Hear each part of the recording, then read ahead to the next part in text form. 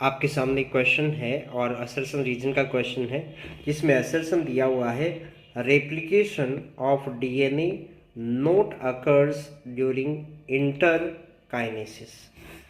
Meiosis first और meiosis second जो कि 2 फेज होती है मियोसिस की, उन दोनों के बीच में एक छोटा सा इंटरवेल होता है, एक फेज होती है जिसको आप बोलते हैं इंटरकाइनेसिस। इस इंटरकाइनेसिस की बात की जाए तो इंटरकाइनेसिस में डीएनए का रेप्लिकेशन नहीं होता है। चाहे माइटोसिस हो या मियोसिस हो, डीएनए का रेप्लिकेशन केवल एक बार होता है, वो भी इंटरफेज के अंदर जो एस फेज होती है उसमें। ठीक है, तो इंटरकाइनेसिस में डीएनए रेप्लिकेशन नहीं होता। असर्शन में यही बात बोली हुई है, तो ये बात बिल्कुल सही है।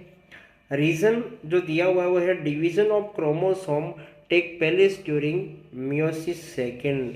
मियोसिस सेकेंड की अगर बात की जाए तो मियोसिस सेकेंड में क्रोमोसोम का जो डिवीज़न है वो आपको देखने को मिलता है।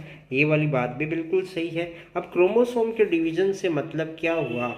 मियोसिस सेकेंड में क्या होता है कि जैसे मान लीजिए क्रोमोसोम आपके पास है, इस क्रोमोसोम में 2 क्रोमेटिड है, एक क्रोमेटिड ये हो गया, दूसरा क्रोमेटिड ये हो गया।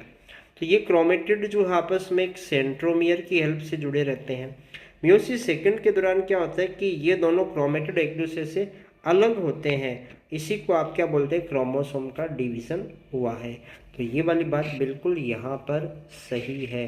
माइटोसिस के अंदर भी वैसा ही इवेंट होता है जैसा मियोसिस सेकंड में होता है।